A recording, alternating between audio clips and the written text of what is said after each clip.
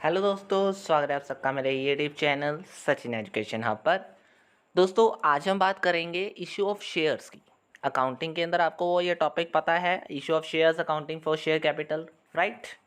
तो उसमें जितनी भी थ्योरी है वो तो आपको मोस्टली बहुत जगह बहुत ज़्यादा आपको ऑटोमेटिकली समझ आ गई होगी। ऑथराइज क्या होती हैं, इशूड शेयर कैपिटल क्या है, सब्सक्राइब क्या है, ये सारी आपको ऑलरेडी मेरे ख्याल से पता है। लेकिन प्रॉब्लम कहाँ आती है, इसके सम्स में। प्रॉब्लम क्या आती है, इसके सम कैसे करें, प्रॉब्लम क्या आती है, इसका बेसिक क्या है।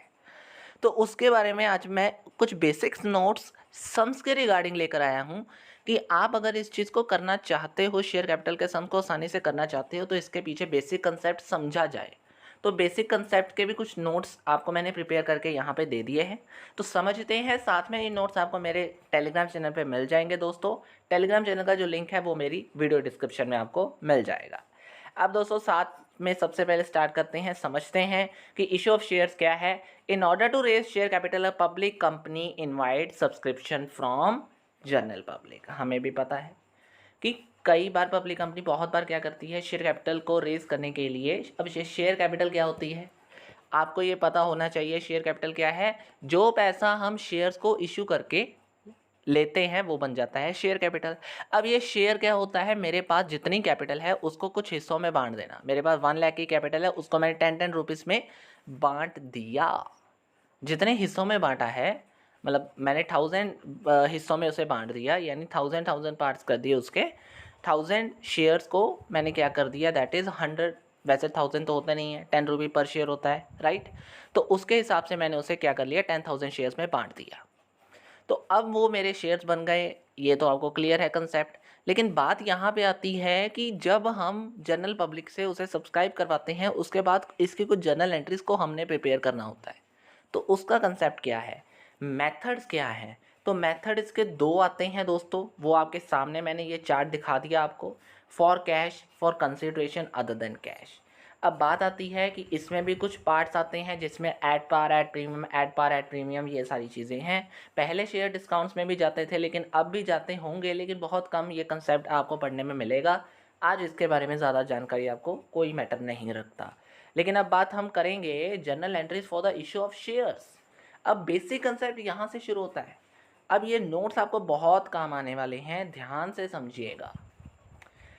When the amount of shares are received in lump sum, जब आपके पास शेयर्स की अमाउंट लमसम में आ जाए, लमसम मतलब एक साथ आ जाए, एक साथ मैंने कहा ये लो जी, ले लो, सारी ले लो, तो वो वहाँ पे क्या बन जाएगी। अगर तो मेरा केस है पार, पार मतलब नॉर्मल इक्वल जितना मुझे चाहिए, मैंने एक्स्ट्रा प्रीमियम वगैरह कोई चार्ज नहीं किया बीच में, तो वहाँ पे मेरे पास पैसा आया है, तो पैसा आया है। ये कंपनी की बात हो रही है, तो कंपनी में बैंक आएगा। बैंक मतलब वहाँ पे कैश का बहुत कम रोल होता है, तो बैंक को ही कैश मान के हम बैंक अकाउंट खोल देते हैं, यानी कैश अकाउंट में ही बैंक अकाउंट का नाम आ जाता है। तो बैंक अकाउंट किसके थ्रू आया है, शेयर एप्लीकेशंस। हमने एप्लीकेशन इनवाइट की थी, तो उसमें से जो पैसा हमें मिला वो बन गया, दैट इज़ पैसा आया। किससे आया, हमारी एप्लीकेशंस जो हमने भेजी थी उससे आया। अब जो पैसा आ चुका है, हमें एप्लीकेशंस मनी मिल चुकी हैं, वही सेम एंट्री हमारी प्रीमियम के बेस पे रहेगी। अब जो दोनों में चेंज आएगा, सबसे पहले तो मैं पार की बात करता हूँ। वहाँ पे क्या होगा कि जो भी हमारे पास पैसा आया था, हमने वो एप्लीकेशंस को अब क्या करना है, हमारी शेयर कैपिटल बना देना है। अब मैं काम क्या कर रहा हूँ, शेयर कैपिटल को रेज करना है मैंने। अब एप्लीकेशन से जितना पैसा आया उसे जब तक मैं शेयर कैपिटल में नहीं लेकर जाऊँगा, तब तक तो मेरी प्रोसेस स्टार्ट ही नहीं होगी।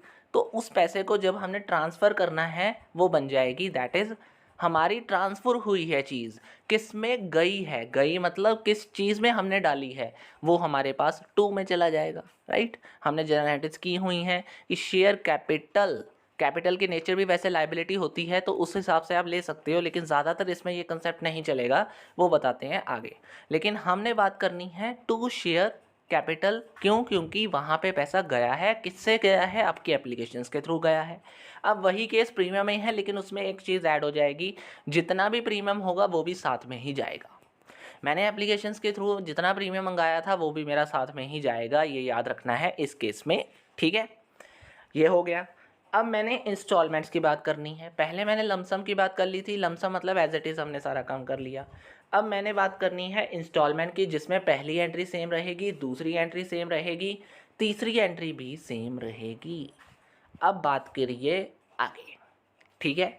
अब इंस्टॉलमेंट में केस सिंपल सा है, मतलब हमने पहली दो एंट्रीज को एज इट इज़ रखा, प्रीमियम वाला भी हमने कर लिया। अब इंस्टॉलमेंट में आगे भी हम पढ़ेंगे, क्योंकि अब यहाँ पे हमारे पास कुछ चीज़ें यानी पूरी अमाउंट आई नहीं है, आ रही है। तो आ रही है मतलब हमने अपने शेयर्स को अलॉट भी तो करना है अभी। अब हमारे पास जितनी भी मनी बनी थी शेयर कैपिटल की, अब मैंने उसमें से क्या करना है, शेयर अलॉटमेंट करनी है। मैंने मतलब जितनी भी अलॉट की हुए, मतलब जितने भी शेयर्स को अलॉट करना है, ठीक है, मतलब शेयर कैपिटल में से ही तो करूँगा। मतलब जितना मैंने शेयर कैपिटल में से किया, मतलब सारी अलॉटमेंट जो चीज़ है वो मेरी कहाँ से हो रही है, शेयर कैपिटल से हो रही है। तो शेयर अलॉटमेंट जो मैं कर रहा हूँ मीन्स डेबिट है वो, और कहाँ से हो रही है, दैट इज़ कॉल्ड, वो शेयर कैपिटल में से हो रही है। अब ये तो था शेयर अलॉटमेंट के बारे में, क्योंकि मैंने अब शेयर, देखो सबसे पहले मेरे पास पैसा आया, पैसे से मैंने शेयर कैपिटल खोला, शेयर कैपिटल में से अब मेरा शेयर अलॉटमेंट वाला केस आ गया, राइट। हमने ऊपर क्या पढ़ा था, शेयर एप्लीकेशन को हमने शेयर कैपिटल में डाला, अब शेयर कैपिटल आगे शेयर अलॉटमेंट को ज्वाइन करेगा, ठीक है। अब बात यहाँ तक नहीं रहती, अब यहाँ पे रिवर्स होती रहती है एंट्री। आप कहोगे पहले बैंक टू शेयर कैपिटल था, बैंक टू शेयर एप्लीकेशन था, अब पहले वो चीज़ आ रही है, बैंक बाद में आ रहा है। तो उस चीज़ को समझना है। तो समझना कैसे है, अब मैंने क्या किया, यहाँ पे एप्लीकेशन मनी के बाद अलॉटमेंट करनी है, तो अलॉटमेंट के केस में हमने पढ़ा। अब अलॉट जो पैसा रह गया था, यानी इंस्टॉलमेंट का मतलब ही क्या होता है, पैसा आ रहा है थोड़े थोड़े केसेस के अंदर। पहले एप्लीकेशन से पैसा आया, अब थोड़ा सा पैसा कहाँ से आ रहा है, अलॉटमेंट में से आ रहा है, किस में आ रहा है, शेयर कैपिटल में आ रहा है। तो इसलिए पैसा शेयर कैपिटल में जा रहा है, मतलब शेयर कैपिटल 2 में जाएगा। कहाँ से जा रहा है, अलॉटमेंट से जा रहा है, ठीक है। उसके अलावा अब कुछ पैसा कॉल से आएगा जो हमने मंगवाया है। तो हमने मंगवाया वाली चीज़ भी तो वही है ना, पैसा कहाँ जा रहा है, शेयर कैपिटल में जा रहा है, तो जाएगा शेयर कैपिटल में ही, लेकिन साथ में क्या है, शेयर फर्स्ट कॉल लिखा आएगा, ठीक है जी। फर्स्ट कॉल हो गया, सेकंड कॉल हो गया, जितनी कॉल्स मंगाई होंगी उस हिसाब से होता है ये केस। अब साथ में अगर प्रीमियम है तो शेयर कैपिटल के साथ में ही वो प्रीमियम हम डाल देंगे उसके बीच में, पॉइंट। अब जितना पैसा आया था, मतलब जितना पैसा हमने डाला है शेयर कैपिटल के अंदर, ठीक है, तो उस हिसाब से हमारे पास शेयर कॉल में से कुछ पैसा हमें हमें ही आ रहा है, तो उसके हिसाब से वो बैंक अकाउंट में तो जाएगा ही। तो इसलिए बैंक टू कहाँ पे वो चीज़ आई है, कहाँ से आई है, हमारी कॉल से आई है, पॉइंट। तो शेयर अलॉटमेंट, शेयर कॉल्स बात हो गई यहाँ पे।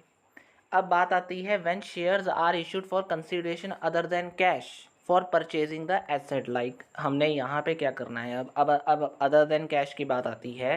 तो इसमें वैसे केस बहुत कम आता है, लेकिन फिर भी आजकल आपके MCQ टाइप क्वेश्चंस आते हैं, तो उसमें ये चीज़ें आपको ज़रूर पूछी जा सकती हैं। तो उस केस में आपको समझना है कि अगर हमने पार पे इशू किया तो वहाँ पे हमारे पास क्या हो रहा है, that is asset account debit हो जाएगा। क्यों, क्योंकि अब जो कैश की बात हो रही थी उस जगह पे हमने एसेट डाल देना है। अदर देन कैश का मतलब क्या होता है, हमारी कुछ चीज़ें, चीज़ें मतलब हमारी संपत्ति, हमारी एसेट। और जहाँ पे हमने शेयर कैपिटल खोलना था वहाँ पे हमने शेयर कैपिटल तो खोलना है, लेकिन सबसे पहले एसेट कहाँ से आ रही है, वेंडर से। तो वेंडर को हम बाद में शेयर कैपिटल में डालेंगे, पॉइंट। तो वेंडर से जो चीज़ आई है वो एसेट आई है, एसेट का जो हिस्सा है वो वेंडर है, वेंडर को हमने क्या डाल दिया, शेयर कैपिटल के साथ ज्वाइन कर दिया। आपके पास आपके सामने एंट्री आ रही है, और जब हमने वेंडर को शेयर कैपिटल के साथ ज्वाइन किया तो साथ में अगर कुछ प्रीमियम है तो वो प्रीमियम के केस में शेयर कैपिटल के साथ प्रीमियम भी जुड़ जाएगा। लेकिन अब बात आती है कि नंबर ऑफ़ शेयर इशूड इस केस में कैसे निकालेंगे। तो उसके लिए भी आपके पास फॉर्मूला है, अमाउंट जितनी पेएबल है अभी आने वाली है, अभी हमने पे करने वाली है, डिवाइडेड बाय फेस वैल्यू पर शेयर। मतलब जितनी अमाउंट हमने अभी पे करनी है उसको जितनी फेस वैल्यू है एक शेयर की उसके साथ डिवाइड कर दोगे तो वो हमारे क्या निकल आएंगे, नंबर ऑफ़ शेयर्स हमने कितने इशू किए थे। तो सिमिलरली अगर प्रीमियम की बात आती है तो उसमें फेस वैल्यू प्लस प्रीमियम की भी बात आएगी, ये याद रखना है। मतलब अगर मेरे पास 10 रुपीज़ पर शेयर था वो मेरे पार में है, अगर कुछ प्रीमियम 2 रुपीज़ साथ में है तो 10 + 2 यानी हम डिवाइड किसके साथ करेंगे, 12 के साथ करेंगे। ये आपको याद रखना है इन प्रीमियम केस। ठीक है, तो ये कुछ एंट्रीज याद रखनी है कि अगर अदर देन कैश हुआ तो फ़र्क कुछ नहीं है, एसेट की जगह पे हमने क्या लिख देना है, मतलब सॉरी कैश की जगह पे हमने क्या लिख देना है, एसेट्स को। और शेयर कैपिटल में हमने याद रखो, अब शेयर कैपिटल में पैसा सीधे तो नहीं गया था ना, सबसे पहले बैंक टू शेयर एप्लीकेशन आई थी, तो इसी वजह से याद रखिएगा कि बैंक की जगह पे तो हमने अदर देन कैश मतलब एसेट डालना है। अब शेयर एप्लीकेशन से पैसा वहाँ पे आया था, तो जब एसेट की बात आती है तो कौन साथ में लिंक करता है, वेंडर करता है, तो वेंडर आएगा इसमें। और जैसे हमने शेयर एप्लीकेशन को शेयर कैपिटल में डाला था, वैसे ही शेयर एप्लीकेशन की जगह हमने क्या लिखा हुआ है, वेंडर, तो वेंडर को हम कहाँ डाल देंगे, शेयर कैपिटल के साथ। पॉइंट। चलो अब देखो, अब बात आती है when shares are issued for consideration other than cash for acquiring the business. अब बिजनेस को एक्वायर करने के बारे में बात की जाए तो क्या होता है बिजनेस को एक्वायर करने के लिए, देखो जी यहाँ पे कुछ जो एंट्रीज है ना, उसको करने के रिगार्डिंग आपको मैं नीचे ले जाता हूँ। सबसे पहले ये जो नोट लिखा हुआ है ना, इसे ध्यान से समझ लीजिएगा। अब पहले इसे समझेंगे फिर एंट्रीज करेंगे तो शायद ज़्यादा इजी हो जाएगा आपके लिए। तो ध्यान से समझिएगा कि अगर आपकी नेट एसेट्स का मतलब जो सन्ड्री एसेट्स हैं उसमें से लाइबिलिटीज़ माइनस कर दोगे, तो जो आंसर आएगा अगर वो परचेज कंसिडरेशन से कम होता है, यानी जितना आपने परचेज कंसिडरेशन की हुई है उससे नेट एसेट्स अभी कम है, तो उस केस में गुडविल अकाउंट आपका डेबिट हो जाएगा। ये याद रखिएगा, जितनी अमाउंट का डिफरेंस आया वो आपने जर्नल एंट्री की होगी मेरे ख्याल से, ओपनिंग कंपाउंड एंट्री, यहाँ से कुछ याद हो रहा है, तो वहाँ पे कुछ ऐसी चीज़ें की थी, वही केसेस हैं इसके अंदर। फिर आता है कि अगर आपका नेट एसेट्स जो हैं वो ज़्यादा होती हैं तो वहाँ पे क्या, कौन सा पॉइंट आता है, कैपिटल रिजर्व आता है। वो कहाँ पे चली जाएगी, डिफरेंस अमाउंट कैपिटल रिजर्व के बीच में चली जाएगी, यानी आपकी एसेट्स यानी आपकी पॉजिटिविटी ज़्यादा है तो उस केस में हम कैपिटल रिजर्व में डाल देंगे पैसा। अब vendor account is credited with the amount of purchase consideration, जितनी भी परचेज कंसिडरेशन होगी उसको हमने वेंडर अकाउंट में क्रेडिट कर देना है। और if not given in the question then the equal to the difference between sundry asset and sundry liability.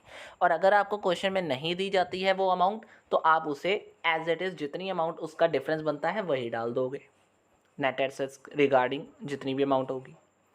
अब बात यहाँ पे क्या आई, मैंने नोट पढ़ने के लिए कहा था, वो पढ़ लिया। अब एक इम्पॉर्टेंट नोट भी नीचे है तो ज़रा उसे भी पहले पढ़ लेते हैं कि in case if the vendor is being paid some amount of purchase consideration in cash then the cash account will be credited.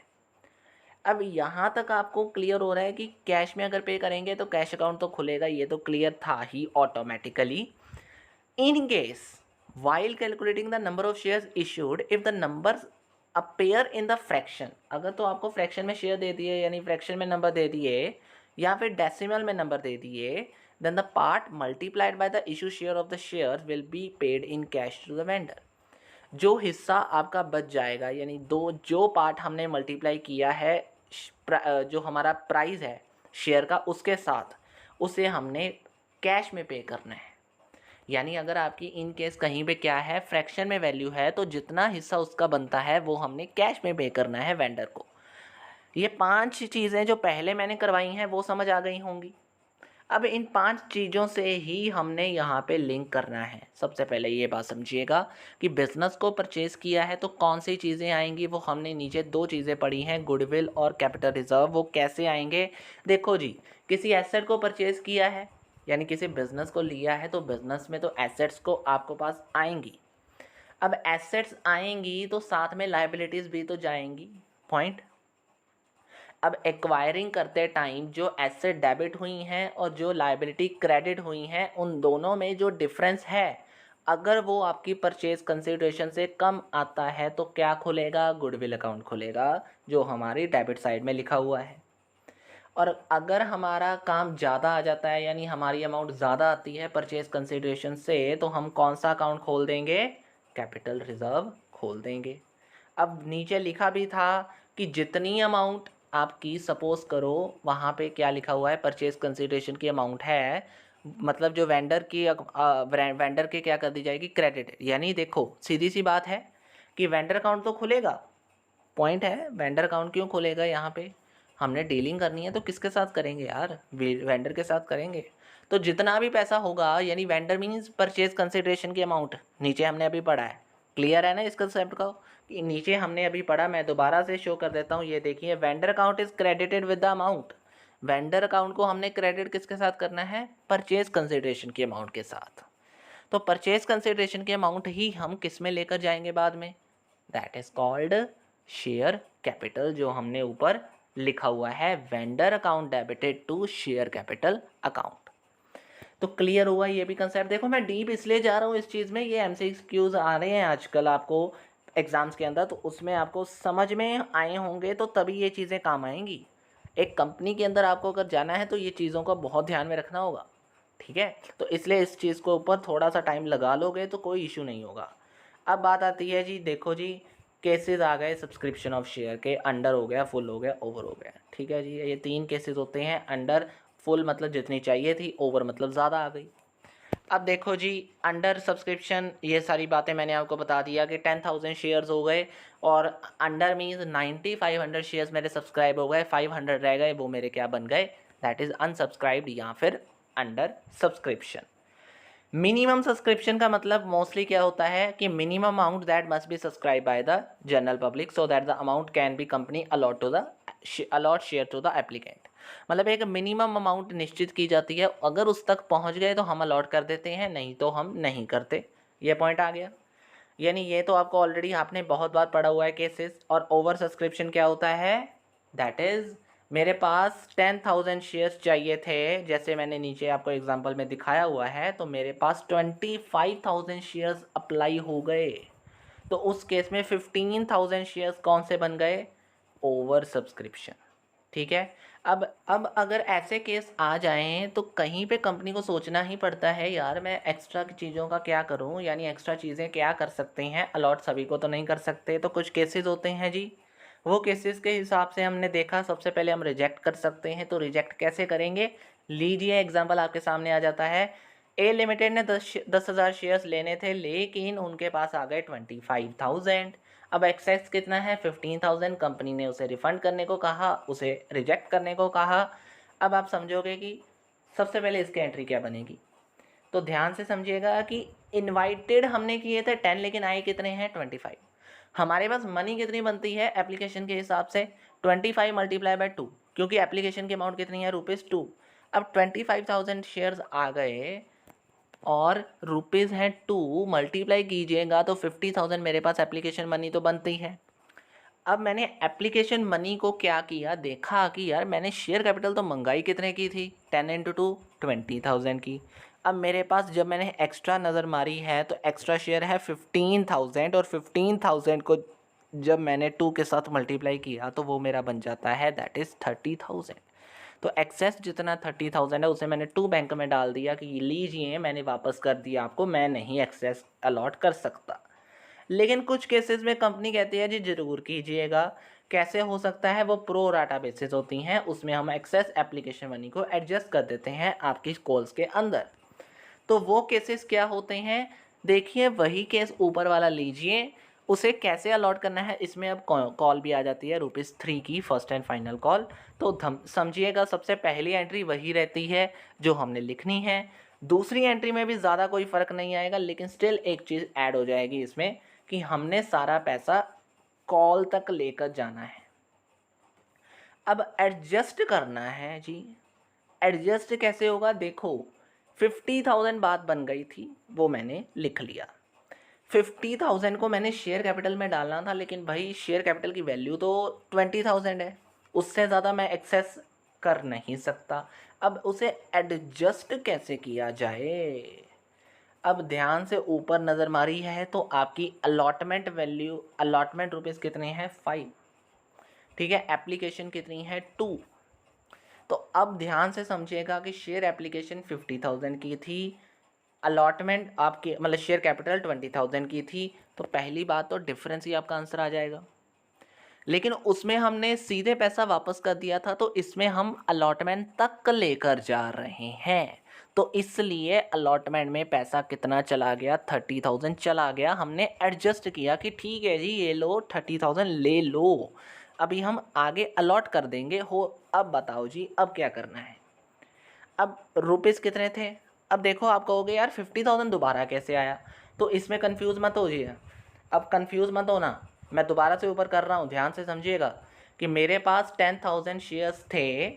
जब मैंने एप्लीकेशन की अमाउंट देखी है वो मैंने मल्टीप्लाई करना है 25 मल्टीप्लाई बाय 2, क्योंकि एप्लीकेशन अमाउंट कितनी है 2, शेयर्स कितने थे 25,000। अब आप कहोगे 10 कैसे नहीं आया, क्योंकि एप्लीकेशन कितने की मिली है मुझे 25, तो इसलिए 50 आया। लेकिन जब मैंने अलॉट करना है तो जब अलॉट के टाइम पे जितने मैंने इनवाइट किए थे वही लेने हैं, यानी 10,000 ही लेना है। तो 10,000 को जब मैंने किसके साथ करना है, अब आप कहोगे यार मैंने 2 के साथ किया तो 20 आता है, नहीं भाई, अब अलॉट कर रहे हो तो अलॉटमेंट की वैल्यू ले लो, यानी 5, 10 मल्टीप्लाई बाय 5, आंसर वही आएगा 50,000। बस करने का तरीका थोड़ा सा समझना है, ठीक है जी। अब बात आती है कि मैंने अलॉट किया था 50,000 हो गए, ठीक है। अब वही 50,000 में से ध्यान से नज़र मारिएगा, अब ये 50,000 में से आपको कुछ नज़र आ रहा होगा कि भाई मैंने 30,000 तो पहले डाल दिया, बीच में डाला हुआ है ना, पहले बीच में, ऊपर देखो, ऊपर मैंने ऑलरेडी बात कर दिया कि पहले डाला हुआ है बीच में। अब पहले ही डाला हुआ कोई चीज़ बीच में है तो उसे हम पहले बाहर निकालेंगे। तो बाहर निकालेगा मतलब 50,000 में से जब मैंने शेयर कैपिटल में पैसा डालना है ना, तो ऑलरेडी अगर शेयर कैपिटल में पैसा कितना पड़ा हुआ है 30,000, तो मैं अगर और 50 डाल दूंगा तो वो गलत हो जाएगा सम। मेरी अगर वैल्यू ही 50,000 जा सकती है तो ऑटोमेटिकली मैं शेयर कैपिटल में अब बची हुई अमाउंट ही डालूंगा। ये तो है नहीं कि 50,000 डाल के उसकी अमाउंट 80 कर दूंगा, वो तो बनने नहीं सकती। तो इसलिए 30 ऑलरेडी पड़ा हुआ है, 50 मैंने अब पैसा कमाया था लेकिन उसमें से 30 पहले ही अगर एडजस्ट हो चुका है तो 20 ही एडजस्ट करूँगा मैं यहाँ, उससे ज़्यादा नहीं कर सकता, ठीक है जी। ये मेरा केस होता है एडजस्टमेंट का, जिसमें मैंने पैसा वापस नहीं किया, अलॉटमेंट में एडजस्ट कर दिया। और अलॉटमेंट को जब मैंने शेयर कैपिटल में भेजना है तो सिर्फ 20,000 ही भेजना है, उसमें मैंने ज़्यादा नहीं भेजना, ये याद रखना है आप सबको, ठीक है जी। अब बात आती है नेक्स्ट, अब आता है केस नंबर 3। केस नंबर 3 कहता है प्रो डाटा अलॉटमेंट भी कर दो और रिफंड भी कर दो। भाई ये क्या चीज़ आती है। अब इसे भी एग्जांपल के तौर पे समझते हैं, वही केस लीजिएगा, वही एप्लीकेशंस ले लीजिएगा, लेकिन अब बात आती है कि company made allotment on pro rata basis to 20,000 and rejected 5,000। हमने ऊपर सभी को अलॉट कर दिया था, जितने मेरे पास एक्सेस आए थे उनको भी कर दिया था पॉइंट। लेकिन अब यहाँ पे कंपनी कहती है कि भाई एक्सेस लिया जाएगा लेकिन सिर्फ 20,000 तक लिया जाएगा, यानी मैंने 10,000 मंगवाई थी, सपोज 25 आई हैं तो मैं 20 तक लूँगा, 5,000 फिर भी रिजेक्ट कर दूँगा। अब बात आती है कि भाई ठीक है रिजेक्ट करना है, अब इनकी एंट्रीज कैसे डालें। अब मेरे पास कुछ केसेस हैं, ध्यान से समझिएगा, यहाँ पे वही केसेस हैं। एंट्री मैंने दोबारा तो नहीं बतानी, आपके सामने ऑलरेडी लिखी है, लेकिन अब दीजिए यहाँ पे मुझे जवाब। अब आप कहोगे सबसे पहले बैंक पे डाला था 30,000, वो तो हमने रिफंड करना था, वो बात क्लियर हो गई। दूसरे में हमने 30,000 किस में डाल दिया, अलॉटमेंट में डाल दिया, और जब अलॉटमेंट को डालना था तब 20,000 आगे डाल के हमने उसे एडजस्ट कर दिया।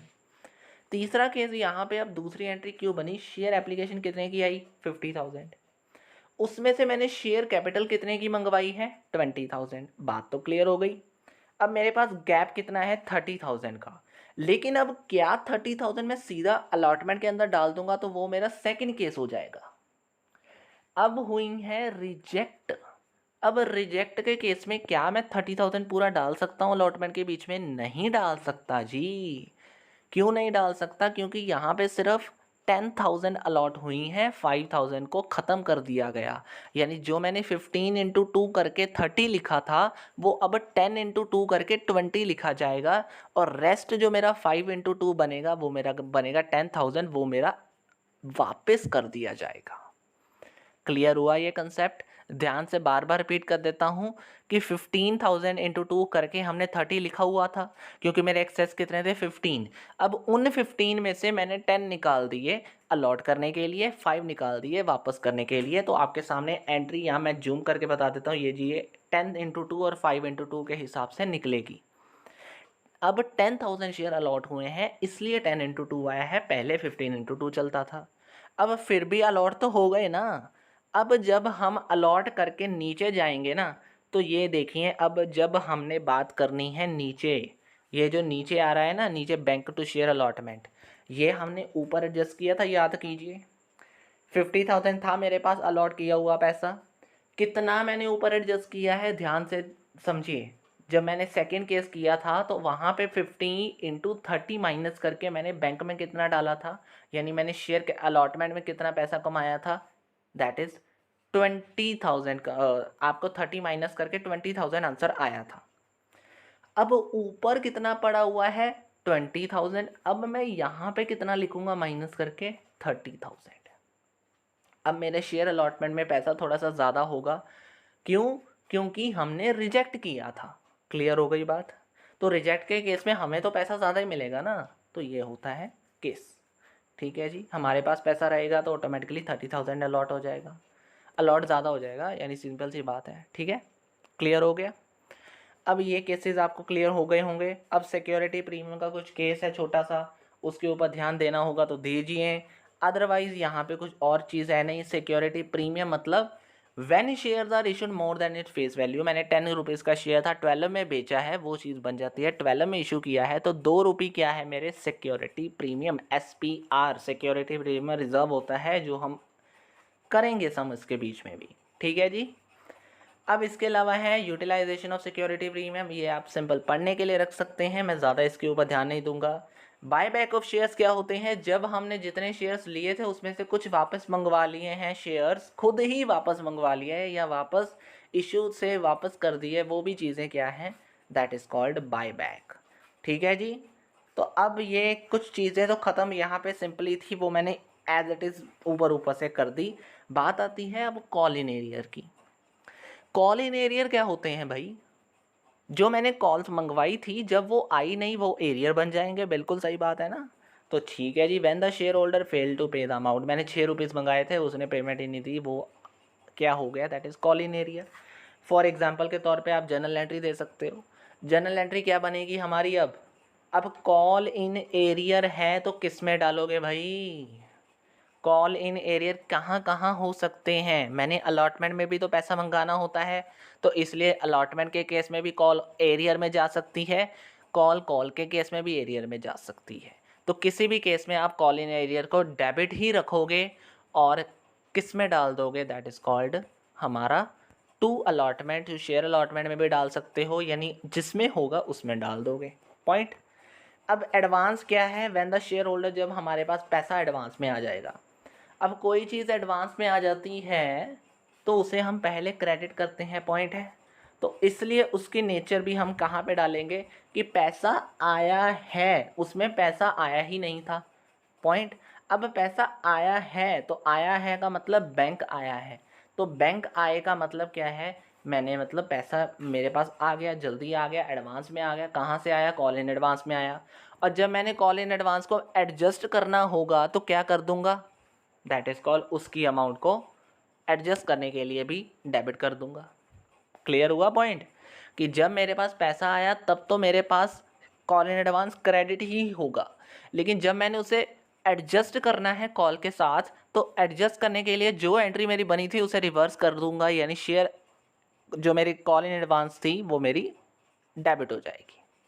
क्लियर? ये केस हो गया।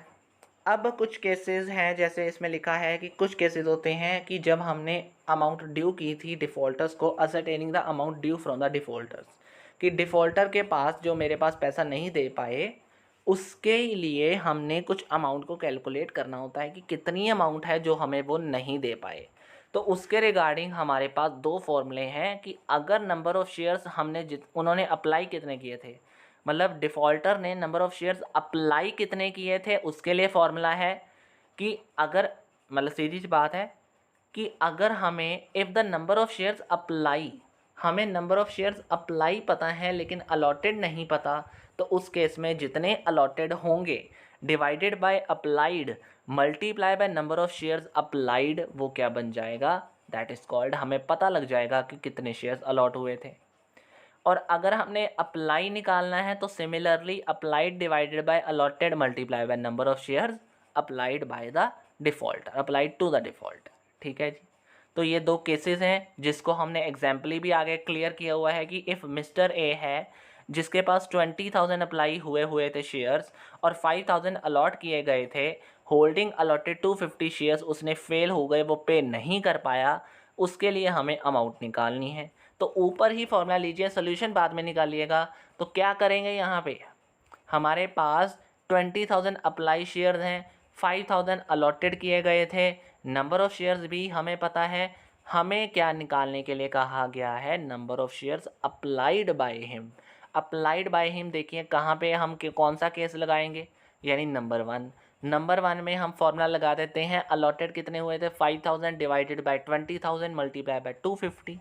तो जब हमने वही फॉर्मूला लगाया, सॉरी 20,000 ऊपर आएगा, डिवाइडेड बाय 5,000 मल्टीप्लाई बाय 250 कितना बन जाएगा, दैट इज़ 1,000 शेयर्स। क्योंकि अप्लाई कितने किए थे, 20,000 के, अलॉटेड कितने हुए हैं, 5,000 के। तो अप्लाइड निकालने के लिए हमने सेकंड फार्मूला यूज़ किया है। तो सेकंड फार्मूला क्या है, that is share applied divided bye share allotted multiply by number of shares.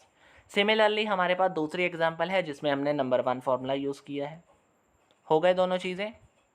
चलो अब थोड़ी सी ही दो चीज़ें बाकी हैं, एक है फॉरफिटेड और एक है री इशू। अब ये जो केसेस है ना दोस्तों, इसके सम्स इतने इम्पॉर्टेंट है ना, सभी एग्जामिनर्स इससे ही पकड़ते हैं ज़्यादातर। अब बात आती है जी क्यों पकड़ते हैं, ध्यान से समझिएगा, ये दो कंसेप्ट्स जो रह गए हैं, बस छोटी सी वीडियो अब रह गई है, थोड़ी सी ही रह गई है, तो क्लियर करते हैं। If a shareholder fails to pay the allotment money, अगर अलॉटमेंट मनी पे करने के लिए वो फेल हो गए हैं या कॉल नहीं दे पाए हैं, तो कंपनी को राइट बन जाता है कि जितनी अमाउंट उन्होंने अभी तक हमें दी है उसे जब्त कर लिया जाए। फॉरफिटेड का मतलब होता है उसे अपने पास जब्त कर लिया जाए। ठीक है जी, एक नोटिस देने के बाद। अब उसकी जर्नल एंट्री क्या बनेगी भाई, जब्त कर लिया है, तो जब्त करने के रिगार्डिंग उसकी जो प्रोसेस है वो उल्टी हो जाएगी। क्लियर हुआ कंसेप्ट, मैं क्या कहने की कोशिश में हूँ कि जो शेयर कैपिटल है वो अकाउंट अब ऊपर चला जाएगा। कैसे, क्लियर करते हैं जी। अब मेरे पास बात आती है कि मैंने कहा कि जितना पैसा था वो मैंने जब्त कर लिया। मैं क्या करता था, बारी बारी से सारे पैसे को शेयर कैपिटल में डालता जाता था। अब वो डाला हुआ पैसा मैंने अपने पास रख लिया। रख लेने का मतलब उसकी एंट्री को रिवर्स करना ही पड़ेगा भाई। तो करना पड़ेगा मतलब जो शेयर कैपिटल हम क्रेडिट लिखते थे वो डेबिट हो जाएगा। लेकिन अब क्यों डेबिट किया है, उसके पीछे रीज़न क्या है, एक अकाउंट खुलेगा जिसका नाम होता है टू शेयर फॉरफिटेड अकाउंट। तो टू शेयर फॉरफिटेड अकाउंट वो खुल जाएगा। अब उसके अलावा भाई कितने शेयर्स हम नहीं दे पाएंगे वो भी देखना होता है। क्लियर हो रहा है मैं क्या कहने की कोशिश कर रहा हूँ, कि जितने मेरे पास जो मैंने ट्रांसफ़र करता था वो अब मेरे पास डेबिट हो जाएगा। क्यों, क्योंकि जितने शेयर्स मेरे पास आए हुए थे उस बंदे के, उसको मैंने जब्त कर लिया। जब्त करने का मतलब जो मेरा अकाउंट अब क्रेडिट चल रहा था वो मेरा अकाउंट अब बंद हो गया, यानी मैंने ले लिया उसका सारा अकाउंट, वो बन गया मेरा डेबिट। अब इसलिए वो जो शेयर्स थे जो फॉरफिटेड हुए थे वो किसके इक्वल माने जाएंगे, शेयर कैपिटल के इक्वल माने जाएंगे। और जितने शेयर्स उसने नहीं दिए वो भी मेरे इसके अंदर ही लिखे जाएंगे। तो इसलिए एंट्री क्या बनती है, share capital to share forfeited account to call in arrear या फिर कॉल अनपेड कॉल्स। ठीक है जी। अब आती है बात issued at premium when premium is due and receive when premium due but not received. दोनों केसेस में क्या होगा, अगर प्रीमियम ड्यू है, रिसीव भी हो चुका है, या प्रीमियम ड्यू है बट रिसीव नहीं हुआ, तो उन केसेस में आप ध्यान से एंट्री दोनों को देख सकते हो, कोई ज़्यादा फ़र्क नहीं है। जस्ट ध्यान देना है कि जिसमें प्रीमियम ड्यू हो चुका है, रिसीव भी हो चुका है, वहाँ पर प्रीमियम बिल्कुल नहीं आएगा, मतलब माइनस हो जाएगा जितना भी प्रीमियम है, मतलब उसकी अमाउंट को इफेक्ट पड़ेगा, उसकी एंट्री नहीं दिखाई देगी। लेकिन जिस केस में प्रीमियम अभी ड्यू हुआ है, रिसीव नहीं हुआ, तो उस केस में हम उसे शो करेंगे। ठीक है, ये दोनों एंट्रीज को ध्यान से समझ लीजिएगा, एमसीक्यू में पूछा गया तो आपको क्लियर होना चाहिए ये कंसेप्ट। क्लियर हो गया? चलो, अब बात आती है री इशू। अब री इशू का मतलब क्या होता है भाई, जितने जब्त किए हुए थे मैंने आप उसके बंदे के शेयर्स को, उसको मैंने दोबारा से अगर री इशू करना हो तो मैं क्या कर सकता हूँ, दोबारा से एक रेट के ऊपर उसे इशू कर सकता हूँ, री इशू कर सकता हूँ कि if the shares are reissued at discount और loss then the face value of the share must be not exceeded to the amount of share forfeited. यानी सीधी सी बात है, सबसे पहले डायरेक्टर क्या करते हैं, री इशू करने का भी एक प्रोसेस रख लेते हैं पार प्रीमियम या डिस्काउंट के ऊपर, और ज़्यादातर री इशू डिस्काउंट के ऊपर भी हो जाते हैं। और लेकिन ध्यान रखना है कि उसकी शेयर फॉरफिटेड के अकॉर्डिंग वैल्यू इतनी नहीं गिरी होनी चाहिए जिससे आपको बहुत ज़्यादा लॉस हो जाए। ठीक है, तो री इशू के केस में क्या होगा, अब आपने री इशू किया है तो दोबारा से बैंक अकाउंट खुलेगा कि नहीं खुलेगा? बिल्कुल खुलेगा। तो अब खुलना है तो किसके लिए अकाउंट खुलना है? आपकी शेयर कैपिटल के लिए। अगर आपने कोई पार के ऊपर बात की है तो अगर प्रीमियम के ऊपर बात की है तो साथ में प्रीमियम जुड़ जाएगा। ठीक है, ये बात आपने ध्यान में रखनी है कि जितने फॉरफिटेड थे वो आपने री इशू कर दिए तो दोबारा से जो शेयर कैपिटल था वो उसकी अपनी नेचर में चला गया, यानी क्रेडिट में चला गया। और अब वो क्रेडिट में गया है तो किसके साथ गया होगा? बैंक के साथ ही गया होगा, यानी bank account debited to share capital, तो वो बन जाएगी री इशू वाली एंट्री। ठीक है, लेकिन साथ में वर्ड आएगा फॉरफिटेड अकाउंट, लिखा होगा वहाँ पे कि फॉरफिटेड शेयर्स को री इशू किया गया होगा, तब ये एंट्री आएगी, अदरवाइज नहीं आएगी। बात आ गई अब लास्ट जो हमारे पास केस है वो है ट्रांसफ़र टू कैपिटल रिजर्व, कि after the forfeiture reissue the last step is to transfer the profit. अगर कुछ प्रॉफिट बचता है भाई, बचेगा ही। अब कुछ फॉरफिटेड आपने किया था, जब्त किया था और बाद में उसे री इशू किया है तो उसमें कुछ प्रॉफिट तो बचेगा। In order to calculate the amount of profit to be transferred to the capital, we need to ascertain the difference between share forfeited account and forfeited shares account। दोनों में क्लियर हुआ? ध्यान से समझो, यहाँ पे ब्रैकेट में भी लिखा हुआ है कि मेरे पास फॉरफिटेड एंट्री में जितनी फॉरफिटेड की अमाउंट थी, ये लीजिए मैंने ऊपर निकाला, इसमें जो मेरी अमाउंट थी, ये जो इसमें मैंने जो अमाउंट डाली थी इन दो चीज़ों में, और जितनी मैंने अमाउंट इसमें शेयर कैपिटल में डाली है, यानी इसमें जो मेरी शेयर फॉरफिटेड अकाउंट की अमाउंट है, उन दोनों में जो डिफरेंस आएगा वो निकाला जाएगा एज अ कैपिटल रिजर्व। अब जनरली वही एनकाउंटर टू केसेस हम ले सकते हैं शेयर कैपिटल रिजर्व निकालने के लिए। When all the forfeited shares are reissued, जब हमने सारे फॉरफिटेड शेयर्स को री इशू कर दिया, जब हमने सारे शेयर्स को री इशू नहीं किया होगा। तो क्या होगा वहाँ पे केस, अगर हमने सारे शेयर्स को फॉरफिटेड री इशू कर दिया तो सिंपल एंट्री बन जाएगी कि जितना पैसा था वो सारा मैंने कैपिटल रिजर्व में ही डाला होगा, सीधी सी बात है, तो वो सिंपल एंट्री है।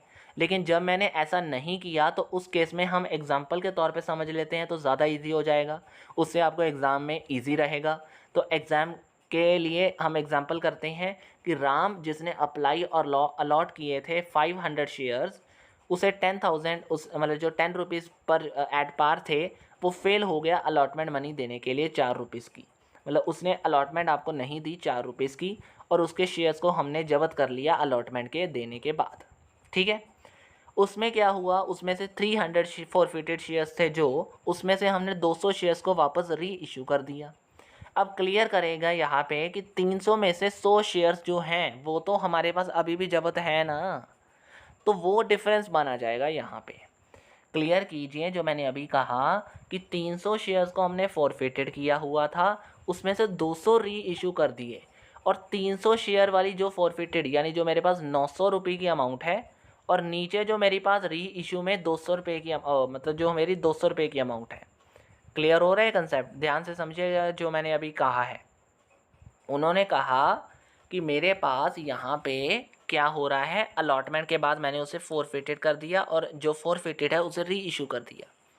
अब मेरे पास अमाउंट कितनी थी वो समझिएगा कि 300 शेयर्स थे, 300 में से मैंने 200 वापस कर दिए पॉइंट। अब 200 को मैंने री इशू किसके ऊपर किया है? 9 रुपये के ऊपर किया है भाई। अब 9 रुपये के ऊपर किया है तो मेरी ऑटोमेटिकली वैसे वैल्यू कितनी है? 10, यानी मेरे पास जो 100 शेयर्स बचते हैं, ठीक है, उसकी वैल्यू आखिरकार कितनी है? 1, मतलब 1 के इक्वल मानी जाएगी। अब निकालना कैसे है इसके ऊपर ध्यान देना है। तो निकालने के लिए ना मैं ज़रा आपको थोड़ा सा और नीचे ले जाता हूँ। तो ये जो वर्किंग नोट बना है वो आपको ईज़ी करेगा। मैंने अभी ये चीज़ क्या कही, 1 रुपये के बारे में बात की थी ना, तो 300 शेयर मेरे कितने के बन गए 900 रुपये के। अब एक शेयर को अगर हमने लेकर आना है, यानी 1 रुपये जो 1 शेयर की बात की जाए, तो 1 शेयर कितना आएगा, 900 डिवाइडेड बाय 300। तो ऑटोमेटिकली अगर मैंने 200 शेयर्स की वैल्यू निकालनी है, यानी री इशू कितने को किया है मैंने, 200 शेयर्स को किया है, तो 1 शेयर अगर मेरा 3 रुपये मतलब 3 जो हमारे पास 3 रुपीज़ का है, 3 इंटू 200 कितना बन जाएगा, 600 रुपीज़ के मैंने री इशू किए थे। अब आप कहोगे कि यही भाई फोरफिटेड मैंने कितने, मतलब जो फोरफिटेड अमाउंट मैंने री इशू के ऊपर लिया है वो कितनी है, 600, और ऑलरेडी मेरे पास शेयर्स कितने थे, ₹200 के। तो 600 माइनस 200 मेरे पास 400 आंसर आएगा। अब ये आप कहोगे कि 200 कैसे आया, तो ध्यान से ऊपर नज़र मारिएगा। क्या आपको यहाँ पे 200 नज़र आ रहा है, 1800 नीचे जो 200 लिखा है, ये वैल्यू को लेना है। तो ध्यान से यहाँ पे वर्किंग नोट तो समझिएगा कि 300 शेयर्स मेरे 900 के हैं, ठीक है, उसमें से मैंने 900 फोरफिटेड किए हुए थे, वो बात अलग है। अब एक शेयर की वैल्यू कितनी बनेगी, ₹3। अब उस ₹3 को मैंने दोबारा से री इशू किया है विद 200 शेयर्स, तो ऑटोमेटिकली उसकी मल्टीप्लाई हो जाएगी अमाउंट, तो कितनी बन गई, दैट इज़ 600। लेकिन जब री इशू किया है तो उसकी अमाउंट फोरफिटेड में कितनी है, 200। तो 200 और 600 में डिफरेंस कितना है, 400 मेरा कहाँ पे चला जाएगा, कैपिटल रिजर्व के अंदर। पॉइंट हो गया क्लियर। तो दोस्तों मेरे ख्याल से आज इस वीडियो के अंदर मैंने पूरा शेयर कैपिटल का जो कंसेप्ट है ना बेसिक, वो बताने की कोशिश की है। अब आपको कईयों को समझ आया भी होगा, कईयों को समझ नहीं भी आया होगा, बीच में रह गया होगा समझ। तो भाई एक चीज़ यहाँ पे समझ लेना, आप अपनी नेक्स्ट वीडियो का इंतज़ार कर सकते हो। इस वीडियो को रिलेट करिएगा नेक्स्ट वीडियो के साथ, जब हम नेक्स्ट वीडियो को सम करेंगे ना साथ में। वैसे सम इसमें भी दिए हुए हैं, बस समझने की ज़रूरत है। इन केस अगर आपको नहीं समझ आता तो नेक्स्ट वीडियो का इंतज़ार ज़रूर करिएगा, कुछ सम्स करेंगे, उसके साथ आपको लिंक करवाया जाएगा इस पीडीएफ को। तो पीडीएफ ही आपको टेलीग्राम चैनल पे ज़रूर मिल जाएगा। लिंक आपको उस चैनल का क्या है, डिस्क्रिप्शन बॉक्स में दे दिया गया है। तो बस दोस्तों आज की इस वीडियो में मैंने बेसिक क्लियर कर दिए। आज की इस वीडियो के लिए आपके लिए बहुत है ये टॉपिक, थोड़ी सी बड़ी वीडियो है लेकिन अंडरस्टैंडिंग वीडियो है। दोबारा से ज़रूर इस चीज़ को अंडरस्टैंड करिएगा, बार बार देखिएगा, अगर आपको नहीं आया तो क्लियर हो जाएगा। ठीक है जी, तो आज की बस वीडियो में दोस्तों इतना ही है। वीडियो अच्छी लगी है, समझ आ गई है तो लाइक करना मत भूलिएगा। चैनल पर नए हो तो सब्सक्राइब ज़रूर करके जाइएगा। बस आज की वीडियो में इतना ही मिलेगा दोस्तों। Thank you very much. Waiting for the next video. Have a nice day.